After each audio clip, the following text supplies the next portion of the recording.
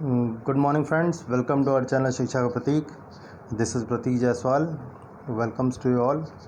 Friends, जैसा कि ये टॉपिक है हमारा बिजनेस एनवायरनमेंट। ये एक ऐसा टॉपिक है जो कि आप स्क्रीन पे देख सकते होंगे। ये 12th BST का तो चैप्टर है ही, साथ में बीकॉम का भी चैप्टर है। बीकॉम का एक पूरा सब्जेक्ट है वी कैन से, और पेपर है। एमकॉम का भी पेपर है। यूजीसी नेट में भी इससे क्वेश्चंस ज़रूर आते हैं, एक दो क्वेश्चंस।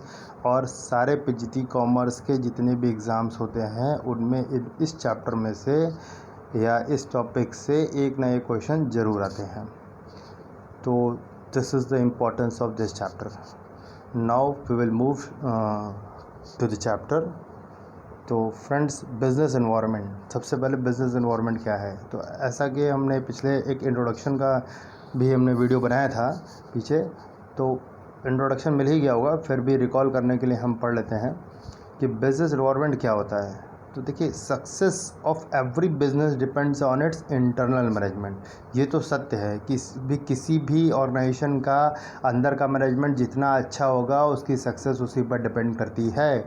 लेकिन ये कहीं नहीं कहा जा सकता है कि जो बाहर की चीज़ें होती हैं उनका इफ़ेक्ट नहीं पड़ता है। उनका इफ़ेक्ट भी बिज़नेस ऑर्गेनाइजेशन के परफॉर्मेंस पर पड़ता है। ठीक, बाहर के फोर्सेस में कौन कौन सी चीज़ें आ गई, सब कुछ। अगर पूरे यूनिवर्स को ले लिया जाए या मतलब पूरे इन्वायरमेंट को, मार्केट को एज ए यूनिवर्स मान लिया जाए, तो उसमें अगर ऑर्गेनाइजेशन को निकालने के बाद जो कुछ भी बचा वो ऑर्गेनाइजेशन के लिए बिज़नेस इन्वायरमेंट है। चाहे वो कंपटीटर हो आपका, चाहे वो कंज्यूमर हो, सप्लायर हो, लॉ कोर्ट हो, अदर इंस्टीट्यूशन हो, NGO हो, गवर्नमेंट हो, कोई भी हो। ठीक, तो इससे आपको समझना चाहिए कि जितने सब कुछ जो आपके आसपास या किसी बिज़नेस ऑर्गेनाइजेशन के आसपास है और उसको बिज़नेस एनवायरनमेंट कहते हैं, मतलब बिज़नेस ऑर्गेनाइजेशन के अलावा वो सब कुछ बिज़नेस एनवायरनमेंट में आता है। इंटरनल चीज़ें नहीं आती हैं। ठीक, ये क्लियर कर रहे हैं कि इंटरनल चीज़ें नहीं आती हैं। ठीक, इसमें बिज़नेस एनवायरनमेंट्स की एक्सटर्नल फोर्सेस जिनका बिज़नेस वालों पर कंट्रोल नहीं होता है। ठीक, आपका कंट्रोल नहीं है गवर्नमेंट के ऊपर, और मैक्सिमम कंट्रोल नहीं रहता है। ठीक, वो इनडायरेक्टली की चीज़ अलग है कि गवर्नमेंट के पॉलिसीज़ के ऊपर और दूसरे कैंपेनिंग के ऊपर, या मतलब कुदरत के या मौसम के ऊपर। तो ये सारी चीज़ें हमारे बिज़नेस एनवायरनमेंट आती हैं। ठीक, जो वेदर भी आता है वो भी बिज़नेस एनवायरनमेंट में आ जाएगा, क्योंकि कहीं ना कहीं वो बहुत सारे एनवायरनमेंट को, वहाँ बिज़नेस को वो भी अफेक्ट करता है। ठीक, अब फॉर एग्ज़ाम्पल, तो एग्ज़ाम्पल में जैसे मान लीजिए कोई कंपनी है, ठीक, मैगी है। मैगी के ख़िलाफ़ कैंपेन चलने लगा कि उसमें लेड ज़्यादा है, ख़राब हो जाएगा, उससे बीमारी फैलेगी, और तुरंत उसकी जो बिक्री है डाउन हो जाती है। अब मैगी को सपना तो आया नहीं था कि मैगी इतने दिनों से इतना ब्रांड है बना हुआ है नेस्ले का, और अचानक से ये प्रॉब्लम आ जाएगी। तो उस पर आपका कंट्रोल नहीं होता। ठीक, तो अगर आपका कंट्रोल नहीं है तो आप उसके लिए फिर लड़ेंगे, आपको हमेशा रेडी होना पड़ेगा। तो अब जैसे क्वेश्चन कोई अराइज होता है कि क्यों, जब मेरा कंट्रोल ही नहीं रहता तो उसको जान के हम क्या करेंगे। ठीक भाई, जान लोगे पहले तो आप उसके लिए कोई उपाय कर सकते हो। ठीक है, आपका कंट्रोल नहीं होगा, लेकिन अगर आपको पहले से ये पता रहेगा कि बारिश आने वाली है तो आप छाता तो लेकर चलोगे। ठीक, कुछ तो राहत होगी, 50% का आप बचाव कर लोगे, 50% तो नुकसान होके ही रहेगा। ठीक, तो इसीलिए बिज़नेस एनवायरनमेंट की स्टडीज़ ज़रूरी है।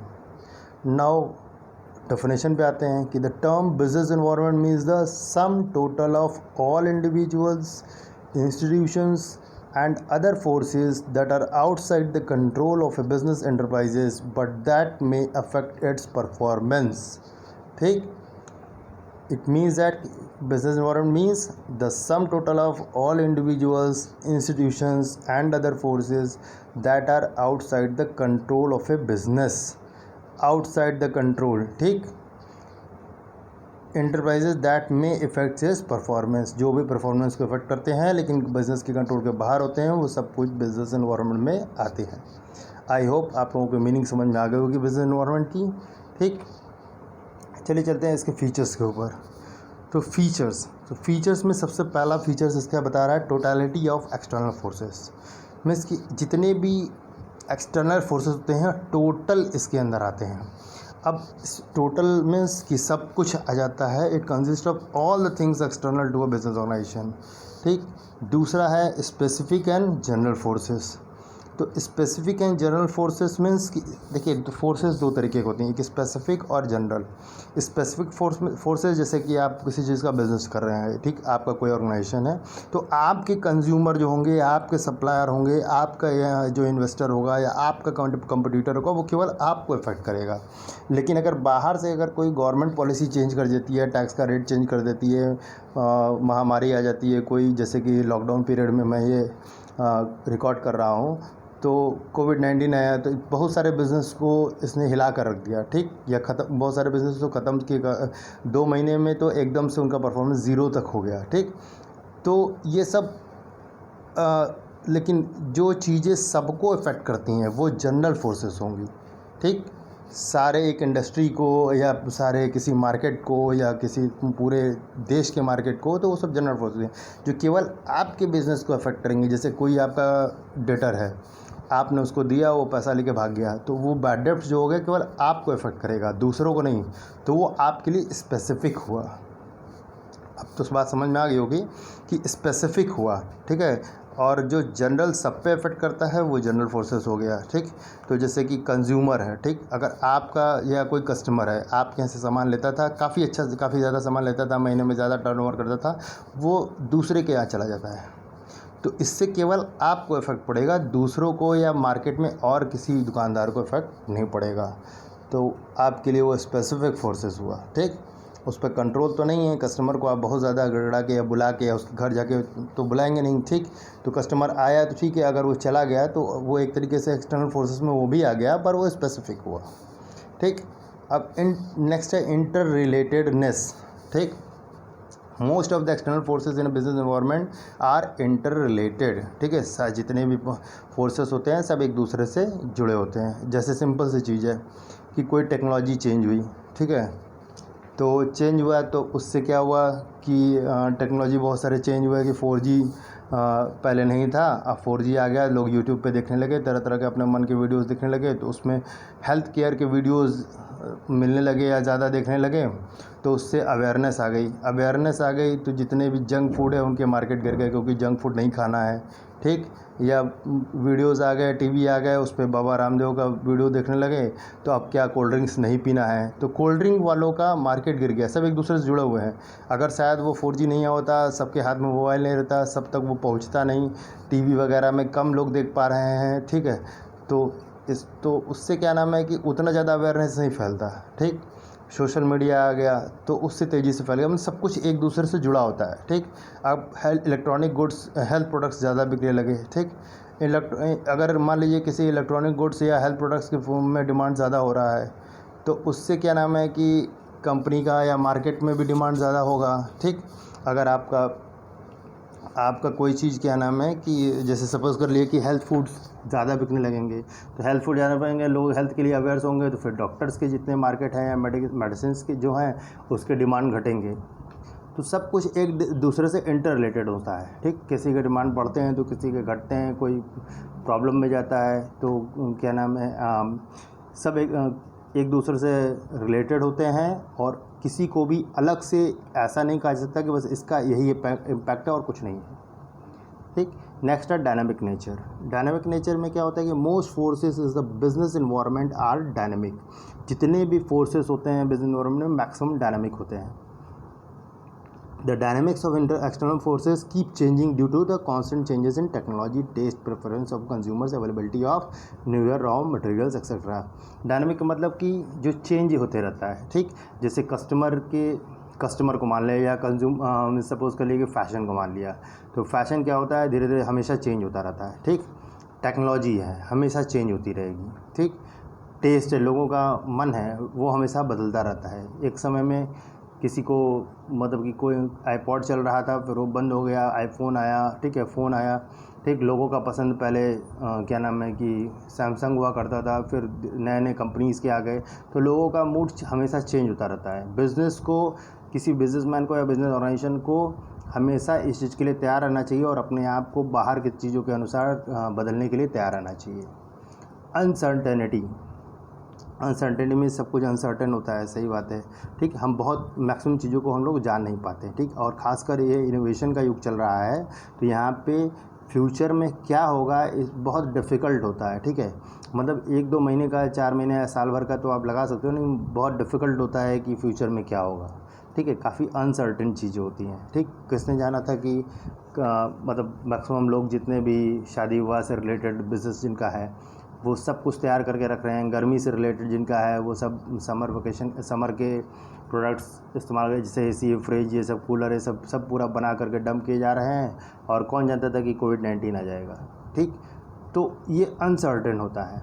कॉम्प्लेक्सिटी बहुत कॉम्प्लेक्स होता है। Business environment consist of various interrelated and ever changing forces.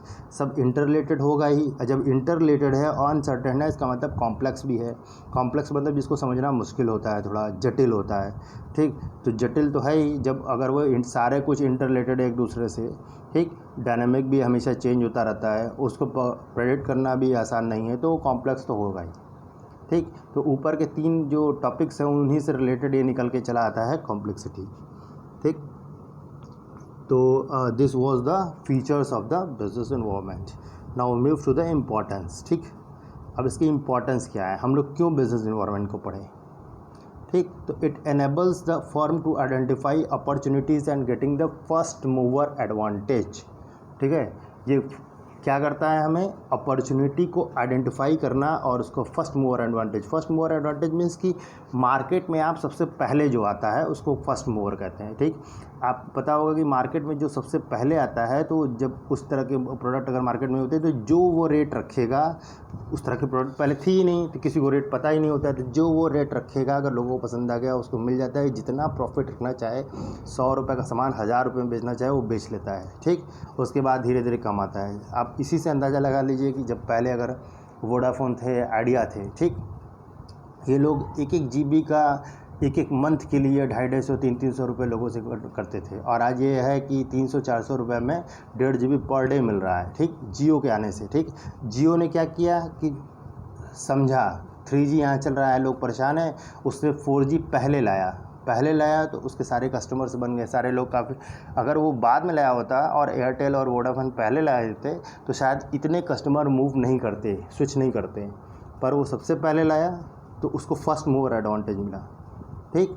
अब यहाँ पे जैसे कोई भी मारुति है, ठीक। मारुति का लोग इंडिया में ज़्यादा एग्जांपल देते हैं क्योंकि Maruti was the first manufacturer कि जिसने इंडिया में समझा कि यहाँ पे मिडिल क्लास के लोग ज़्यादा हैं और यहाँ कम पैसे का और कम पेट्रोल खाने वाली कार अगर हम बनाएंगे तो तेज़ी से बिकेगा। उसने 4 लाख 5 लाख रुपए में कार बनाना स्टार्ट किया, 2 लाख 3 लाख रुपए तक में बनाना स्टार्ट किया और कम पेट्रोल खाने वाली, और धड़ल्ले से बेचा उसने कार, ठीक है। तो सबसे ज़्यादा कार सेलिंग कंपनीज़ बनी इंडिया में, ठीक। आज मतलब मारुति उद्योग के उभरने का कारण यही रहा, ठीक। तो उसने फर्स्ट मूवर एडवांटेज समझा, मार्केट में किस चीज़ की ज़रूरत है वैसा इन्वेंशन लेके आना, वैसा प्रोडक्ट लेकर आना, ये फर्स्ट मूवर एडवांटेज है, ठीक। तो जब आप बिज़नेस एनवायरनमेंट की चीज़ों को समझेंगे, बाहरी चीज़ों को समझेंगे कि कहाँ का क्या कल्चर है, कहाँ का क्या चीज़ें हैं, तो उसके अनुसार वहाँ के जो जनता है उसका टेस्ट क्या है, उनकी फाइनेंशियल स्थिति क्या है, उस हिसाब से प्रोडक्ट लाओगे तो आप हमेशा सक्सेसफुल रहेंगे। Now the comes to the next, it helps the firm to identify threats and early warning signals. Threats का मतलब कौन सा ऐसा चीज़ आ रहा है, खतरा आ रहा है, उसको पहले से भापना, या कोई वार्निंग सिग्नल आ रहा है उसको भापना। अब इसी को हम जो ऊपर एग्जांपल लिए थे जियो को, इसको हम अगर सेट करते हैं तो ये दूसरी टेलीकॉम कंपनियां, वोडाफोन, आइडिया, एयरटेल, ठीक है, इनके लिए वो थ्रेट था, ठीक, खतरा था जियो, ठीक। अर्ली वार्निंग सिग्नल्स था जब जियो ने अपना प्रचार स्टार्ट किया ये, लेकिन उसको समझ नहीं पाए, ठीक। उन्होंने खतरे को भाप नहीं पाए, ठीक। पहले से अगर उन्होंने खतरे को भाप लिया होता, खुद से ही उन्होंने अपना सारा अगर रेट्स वगैरह कम कर लिए होते, ठीक, 4G लॉन्च किया होता, अपने सिग्नल को सुधारा होता, तो शायद ये इतना लॉस नहीं होता कि 300 करोड़, 500 करोड़, 900 करोड़, 90 करोड़ इस तरीके के बड़े बड़े लॉस नहीं होते, ठीक। तो खतरे को भापना, आने वाले खतरे को भापना, जब आपको लगे कि आप कोई बिज़नेस कर रहे हैं और आपका मार्केट में कंपटीटर आ रहा है, ठीक, तो तुरंत आप क्या नाम है कि अपनी स्ट्रेटजी को चेंज कर दीजिए, ठीक। यह आपके लिए वार्निंग सिग्नल है। या आपको लगे कि गवर्नमेंट कोई पॉलिसी चेंज कर रही है, ठीक, अगर वो पॉलिसी का अनाउंसमेंट आ रहा है तुरंत आप अपनी स्ट्रेटजी चेंज कीजिए। अगर आपको लग रहा है कि गवर्नमेंट BS4 लाने वाली थी जब, तो BS3 के बाइक्स जो थे मार्केट में बिक रहे थे। तो BS3 तो उनको जब कोर्ट में केस चल रहा था तभी बहुत सारी कंपनियों को चाहिए था कि वो BS3 के बाइक्स कम से कम बना करके अपने पास स्टोर रखे, जिससे कि अगर BS4 के पक्ष में फ़ैसला आता है तो हमारे पास डंप माल ना रहे, उसको 10-10, 15-15 हज़ार का जो लॉस में बेचा गया कम करके, वो नहीं बेचना पड़ता। जैसा कि अब वो रेडी हैं BS6 के लिए, ठीक, पहले से ही उन्होंने कम करके रखा है, ठीक, क्योंकि उनको पता है कि 1 अप्रैल से BS6 लॉन्च होने वाला था, ड्यू टू कोविड-19 ये डिले हो गया। तो इट हेल्प्स इन, अब नोकिया खुद कहता है कि हम क्या नाम है अर्ली वार्निंग सिग्नल को पहचान नहीं पाए, और आज मार्केट में सबसे ज़्यादा जो सेलिंग फ़ोन थे नोकिया, ठीक, हर हाथ में नोकिया का फ़ोन होता था और वो चीज़ें चेंज कर दिया सैमसंग ने, ठीक। तो ये सब चीज़ें आते हैं, ये अर्ली वार्निंग सिग्नल्स हैं, ठीक। It helps in tapping useful resources, और अगर हमें सब कुछ पता रहेगा अपने बिजनेस एनवायरनमेंट के बारे में भी, तो हम यूज़फुल रिसोर्सेज को अच्छे से यूज़ कर सकेंगे, ठीक। और it helps in coping with rapid changes, तो रैपिड चेंजेस, जितनी भी चेंजेस तेज़ी से हो रही है उसके अनुसार खुद को बदल पाएंगे, ठीक, अगर हमें बिजनेस एनवायरनमेंट के बाहरी सारे फोर्सेस के बारे में अच्छे से जानकारी होगा। It helps in assisting in planning and policy formulation. What is planning? Planning क्या है भाई? कब करना है, कैसे करना है, किसको करना है, ठीक है, क्या करना है, यही सब कुछ प्लानिंग है, ठीक। तो प्लान करने के ये अगर हमको सारी चीज़ें, सारे फैक्ट्स पता रहेंगे, ठीक है, सारे इंटरनल फोर्सेस, एक्सटर्नल फोर्सेस पता रहेंगे, तो प्लानिंग हमारी अच्छे से होगी और उसी के अकॉर्डिंगली हम पॉलिसी बनाएंगे तो हम सक्सेसफुल रहेंगे। तो ये इसके इम्पोर्टेंस है। और this was the end of the video.